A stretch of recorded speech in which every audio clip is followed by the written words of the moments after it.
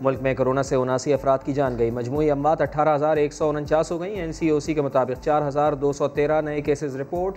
मुस्बत केसेस की शरह 9.16% रही। पख्तूनख्वा में सबसे ज़्यादा 42 मरीज़ इंतकाल कर गए। पंजाब में 22 मरीज़ों की जान गई। मर्दान में 80, मुल्तान में 74, लाहौर में 70 और गुजरावाला में 57% वेंटिलेटर्स पर मरीज़ हैं। पेशावर, स्वात और लाहौर में ऑक्सीजन बेड्स भी कम ही खाली रह गए।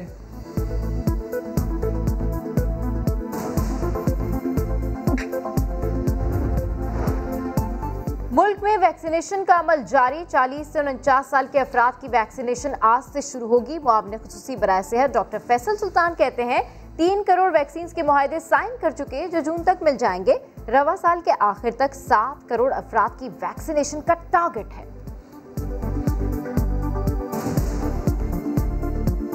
जिनको वैक्सीनेशन लग सकती है वो 100 मिलियन के करीब है। मौजूदा गोल ये है कि तकरीबन 70 मिलियन लोगों को यानी 7 करोड़ लोगों को हम वैक्सीन लगाना चाहते हैं इस साल के आखिर में।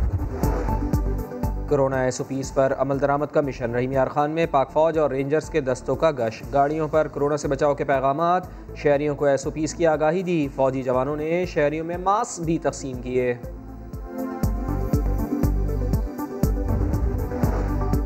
पाकिस्तान स्टील के ऑक्सीजन प्लांट की बहाली की कोशिशें जारी। यौमिया 520 टन ऑक्सीजन पैदा करने की राह में मुतादिद मसाइल दरपेश। इंतजामिया ने रिपोर्ट NCOC को भिजवा दी। NCOC हुक्काम आज प्लांट की बहाली का जायजा लेंगे। भारत में सूरत हाल बस से बदतर। 2 करोड़ के करीब कोरोना केसेस रिपोर्ट हो चुके हैं। एक दिन में मजीद 3,70,000 मुतासिर। मुसलसल छठे दिन 3,000 से ज़ायद अमवात रिपोर्ट।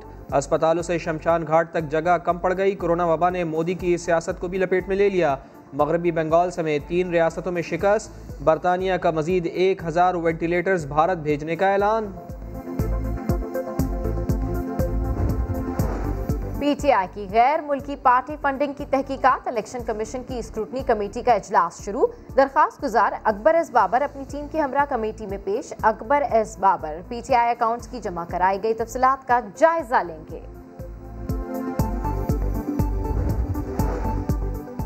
वज़ीर आज़म ने यकीन दहानी कराई है कि इंसाफ होगा। जहांगीर खान तरीन कहते हैं उम्मीद है कि अली ज़फ़र वज़ीर आज़म को अच्छी रिपोर्ट देंगे। तफ्तीश से नहीं डरता, ना कभी कहा कि केस ख़त्म करो।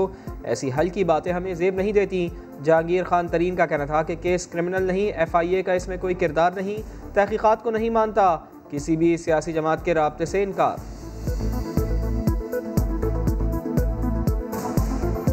साहब ने यकीन दहानी की कि मैं खुद देखूंगा इसका और मैं इंसाफ होना चाहिए। अल्लाह का शुक्र है, सबको मालूम है, साफ जाहिर हो रहा है कि ये जो केस है इसकी बुनियादें किसी और वजह से हैं, इसकी कोई हकीकत नहीं है। वज़ीर आला पंजाब से रुकन असम्बली राहत अमान और जलील अहमद शरफपुरी की मुलाकात। उस्मान बुज़दार ने कहा अरकान असम्बली मेरे दस्तोबाजू हैं, मुंतखब नुमाइंदों की इज्जत मेरी इज्जत है। PDM का जो हश्र हुआ है वो सबक आमोज भी है और इबरतनाक भी। अपोजिशन की कौम को तकसीम करने की कोशिश बुरी तरह नाकाम रही।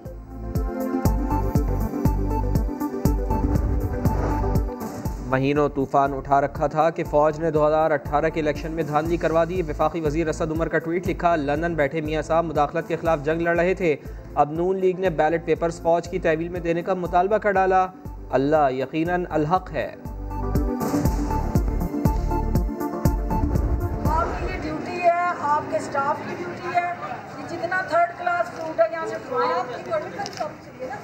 मैं ये भी गवर्नमेंट ने लगाया ना, इसमें ये लोगों के लुटेरों के हाथों लोगों को छोड़ दो कि गवर्नमेंट यहाँ में भी जवाब दे। तो आपका फर्ज आप तनख्वाह इस चीज़ की लेती हैं। मैडम इसको आराम से बात जा सकती है।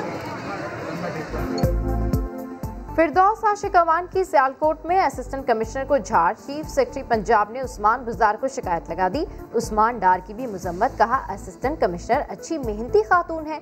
मरियम नवाज की कड़ी तनकीद। ट्वीट किया अपनी नाकामी का गुस्सा सरकारी अफसरान पर निकालना फिरौनियत है। सरकारी अफसरान आपके जाती मुलाजिम नहीं। फिरदौस आशिक अवान का जवाबी वार। कहा जाली राजकुमारी के नजदीक अब्बा जी, चचा और राना सना की ब्यूरोक्रेट्स को धमकियां हलाल और AC की दानिस्ता कोताही की निशानदेही हराम है।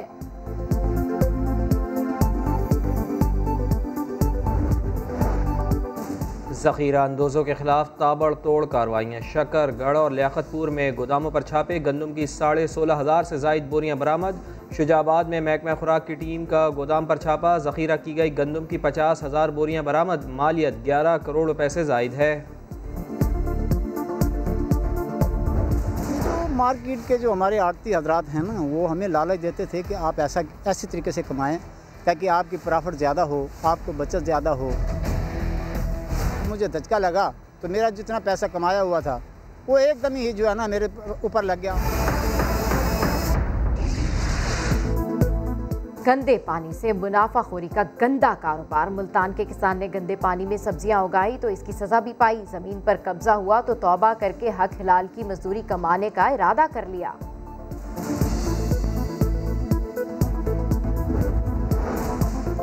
सिविल एविएशन में पायलट ही जाली नहीं, जनरल मैनेजर सिक्योरिटी भी जाली निकल आया। सुप्रीम कोर्ट ने जनरल मैनेजर सिक्योरिटी को पेंशन जारी करने का सिंध हाई कोर्ट का हुक्म मुअत्तल कर डाला। चीफ जस्टिस ने रिमार्क्स दिए कि सिविल एविएशन इंतहाई बदहाल महकमा है, इसीलिए एयरपोर्ट्स पर स्मगलिंग आसानी से हो रही है।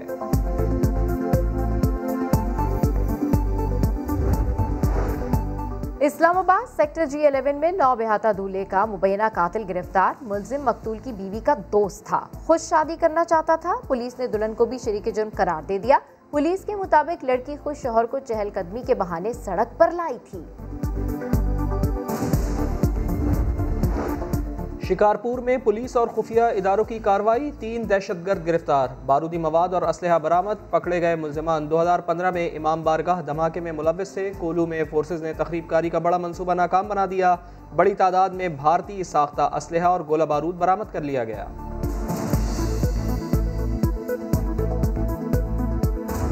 ये बिहार कॉलोनी की वाहिद अब्दुल वदूद अशरफ डिस्पेंसरी है,